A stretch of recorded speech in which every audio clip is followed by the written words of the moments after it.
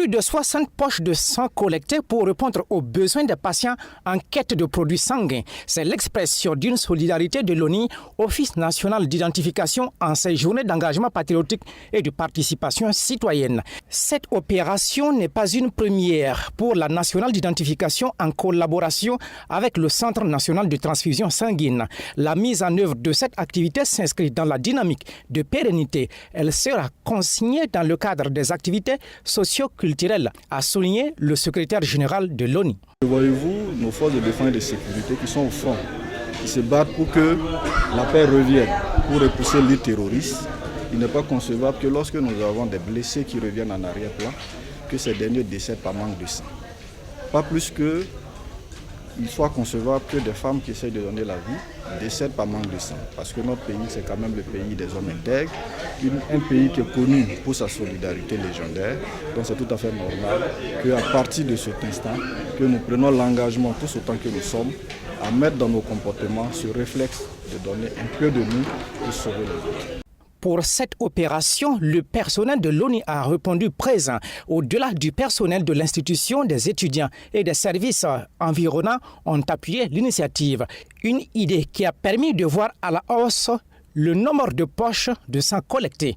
Pour certains étudiants, à défaut d'être sur le théâtre des opérations, il faut contribuer à sauver des vies des victimes de la crise et des femmes enceintes. J'ai décidé aujourd'hui de donner mon sang pour venir en aide à toutes ces personnes qui en ont le plus besoin. Ces personnes qui sont dans les hôpitaux, qui manquent de sang, pour leur venir en aide afin qu'ils puissent avoir un soutien et qu'ils ne se sentent pas seuls aussi dans la maladie. Surtout pour les forces de défense et de sécurité qui sont tombées, d'autres qui sont blessés et qui sont aussi dans les hôpitaux. C'est très important pour nous de donner notre sang afin de les venir en aide parce que c'est pour nous qui sommes en train de se battre. Ils se battent corps et âme pour nous venir en aide, pour nous protéger, pour nous assurer la sécurité. La demande en produits sanguins est forte, surtout en ces périodes où le paludisme fait rage, a souligné Dr Mathias Kouda. Ce médecin au Centre national de transfusion sanguine a salué l'initiative tout en invitant l'ensemble de la population à contribuer au succès des demandes en ce liquide vital.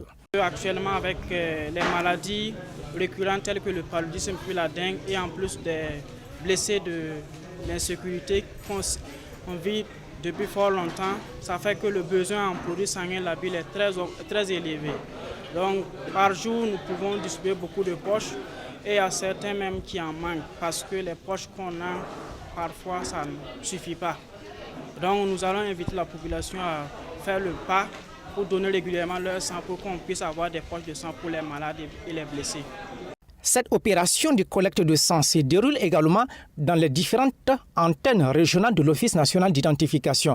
Au-delà de l'ONU, Daouda Ouedraogo invite l'ensemble des consciences individuelles et collectives sur la nécessité de donner son sang.